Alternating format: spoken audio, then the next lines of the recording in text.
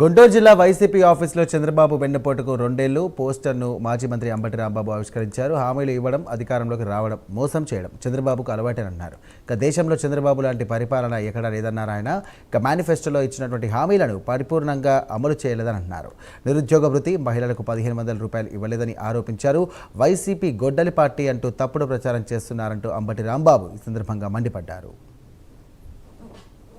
గారి నాయకత్వంలో అధికారంలోకి వచ్చి పరిపాలన ప్రారంభించి రేపు 9వ తారీఖుకి 2 సంవత్సరాలు పూర్తవుతుంది. చంద్రబాబు నాయుడు గారు మేనిఫెస్టోలో వివరంగా ఇచ్చినటువంటి వాగ్దానాలను ఏది పరిపూర్ణంగా పూర్తి చేయలేదు. 2 సంవత్సరాల వ్యవధి దాటిన తర్వాత కూడా అదేమంటే సూపర్ 6 అయిపోయింది అని డబాయించే కార్యక్రమం చేస్తున్నారు.